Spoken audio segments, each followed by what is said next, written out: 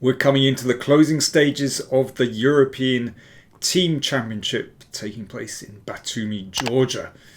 So today, round 8, the penultimate round, was played. So these were the top scores going into round 8. So you can see Ukraine were leading with 13 match points, Azerbaijan in second on 11, and then 4 teams on 10. So the crunch match in this penultimate round was Ukraine against Azerbaijan. If Ukraine won the match, they would be home and dry. Even if they drew the match, that would be pretty good. They were almost there, basically. So what I want to do is take a look at, well, I think the most fascinating game from this very close match that took place in round 8, Ukraine against Azerbaijan.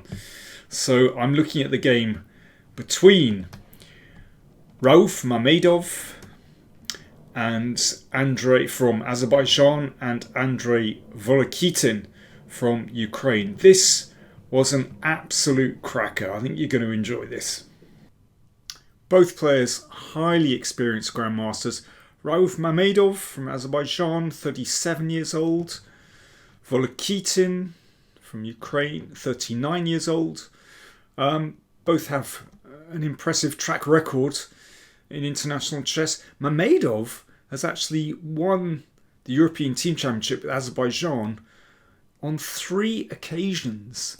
He has a really good track record in this very event. So it's an open Sicilian. And Volokitin goes for the Najdorf variation. So always good to see that. One of my favourite openings. And Mamedov plays f4. Now, this straightforward attacking move is actually something of a rarity these days. So I think it's a clever choice to pick a line that sort of has a low stock, but sort of give it a new twist. And Volokitin played e5, the standard Najdorf move, hitting out in the centre. Of course, there are many alternatives here. You can play knight d7, queen c7, e6, even g6 is just about possible. I've played that move on occasion. Anyway, e5. And the old move here, or let's say the most popular move here, is just to play knight f3. And that knight can sometimes be used on the king side. But, as I said, this line is a bit out of favour, and decent methods were found for black against that. But Mamedov plays knight b3, which is quite unusual. Normally in the Najdorf, when I'm playing with black, I'm very pleased to see the knight go to b3, because it's a long way from the king side, that's one thing. It takes a long time to bring this knight back into play. So yeah, with black I think I would be happy to see that. As I said, it's an unusual move. Now there are lots of ways for black to play this. I mean, a kind of standard Najdorf setup is to play knight d7 and then either b6 or b5 and bishop b7 and bishop e7. Attacking the centre, that's not a bad way to go. But Volokitin played knight c6. And black could be about to take here and plonk a knight on e5. That's one way to go. Could still go for b5. Mamedov responded instantly with f5. Now that is an unusual move, but looking at my database, I can see that a few games have been played with this quite recently, so it's trending. But yeah, it's a very unusual move, and normally in this kind of position with this pawn structure in the Najdorf, black often welcomes this move because it means that when black makes this typical break, then this f5 pawn can be vulnerable, and it could be that this f pawn simply blocks white's attack. But it's a very ambitious move, of course, because it shuts that bishop out of the game for a moment. And Well, let me just show you a game between two very strong players. Naya against Grishuk, played Samarkand 2025, that went b5. Grishuk played that. And White went for this strategy with a very early knight d5. And Naya got quite a nice initiative, actually, with queen g4. So just using this space. So that's one potential plan. Volokitin thought for about 7.5 minutes, played bishop e7. So first indication from the times that he's a little bit unfamiliar with the situation, whereas Mamedov was moving quite quickly. And now Volokitin thought for almost 20 minutes. He was clearly thinking, after castles, then this move knight d5 again could be a bit irritating. So he played a very adventurous move, g6. So he's looking to break open the king side already and will leave the king in the middle. So if pawns are exchanged, then that certainly benefits black, because the rook is on this lovely semi-open file. The king is pretty secure in the middle of the board. Could even step over to g7, but very nice. So that would be a mistake. So Mamedov plays bishop g5. Now I think that's an excellent move. Looking potentially to knock out that knight and play the knight into d5. So absolutely typical of these kind of backward d-pawn positions where white is looking to control the d5 square. You get this not only in the Naidov, but the Sveshnikov, and of course the Kalashnikov as well. So Volokitin exchanged on f5. And now things are getting really double-edged, because he broke out with d5. Now this is necessary. If black plays rook g8,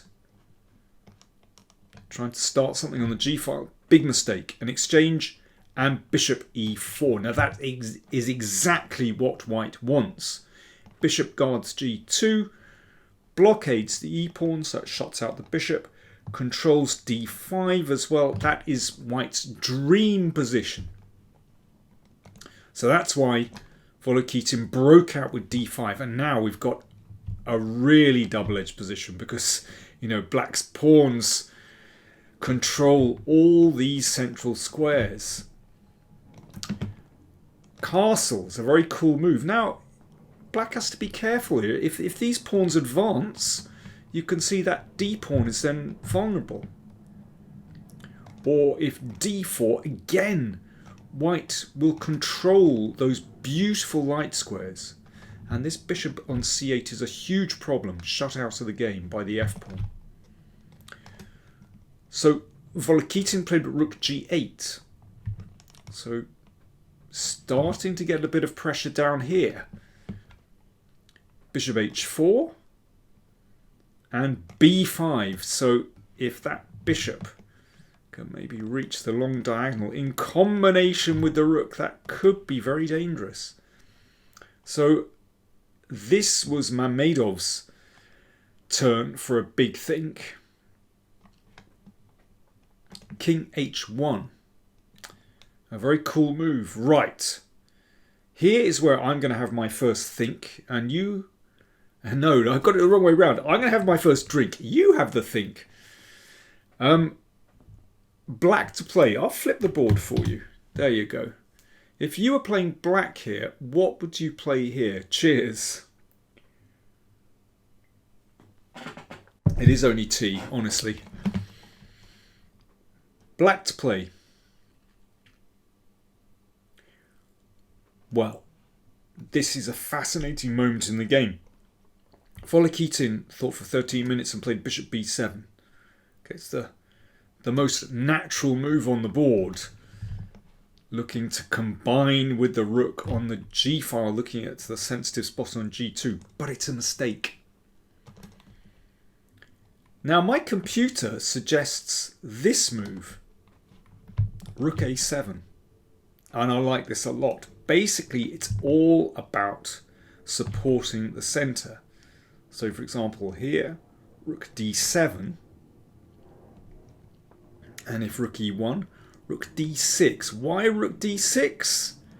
So you can see that d pawn has excellent protection, that e pawn is also protected. Why rook d6? Well, the computer likes this king march. Incredible. I suppose with all the major pieces on this side of the board, then stepping away to the queen side makes a lot of sense. I mean, then white can sacrifice, and it's an absolutely crazy position. But the computer likes rook a7. Okay, let me flip the board around again. So bishop b7 play. Let's see how this one turns out. Well, Mamedov pounced. He exchanged on f6 and played knight c5. This is the problem. In fact, that bishop is under fire. The knight, which I was rather denigrating for its position on the b3 square, in fact, turns into an absolute beast. Great move. Rook a7. But these pieces look very awkwardly placed now. And queen h5. Great move. Seizing the initiative. And if black plays something like e4, well, I mean, I don't think this is a good move for many reasons, but the clearest move is knight e6, exploiting this pin. And if the queen moves, knight takes d5. Beautiful move, of course. Queen takes, knight c7 check. So in this position, yeah, black is just getting done over. That bishop is attacked. So back here, so queen h5 played, knight e7. So that means this pawn is guarded by queen, bishop and knight. And rook a d1, of course, a very natural move, putting the rook opposite the queen. And you can see that, well, black's pieces are just in a real mess. With the king in the middle, the king is really vulnerable. d4 doesn't work for a few reasons, but I mean, just taking here and then plonking the knight here, or maybe even just knight here straight away, attacking the bishop, look absolutely fantastic. Queen b6 played, attacking the knight on c5, which was simply protected by the b pawn, so just cementing that knight on that beautiful square. e4, well, this is make or break. I mean, this is a very unpleasant position for black. But after this, well, this was basically refuted with this simple piece sacrifice, just opening up the central files, and black's king is just getting cut to bits here. Bishop c8 played. I mean, exchanging on e4 certainly wasn't much fun, with the knight looking at the bishop. This check threatened, the queen lurking here. It's obviously winning for white. So bishop c8 played. Queen h6, just building up very nicely. You can see there's a nice pin there, which makes life very difficult. And after rook g4, another great move, knight e6. I'm not sure we can count this as a true octopus, because it basically gets taken immediately. It has to be taken because of the threat here. But what a beautiful piece on e6. So pawn takes knight played, queen takes bishop. Still a pin on that 6th rank, which makes life very, very difficult. Well, let me see. Rook g8 was played here, but if rook takes bishop, this will lead to a forced mate, where you can just check the king up the board. Oh, that's a nice move. Little deflection.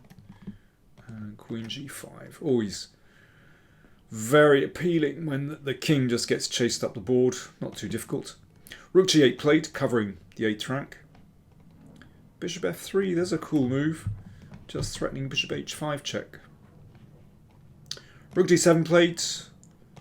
Pawn takes, rook takes, queen f7 check, little Zwischenzug, or Zwischenschach, and rook takes rook check.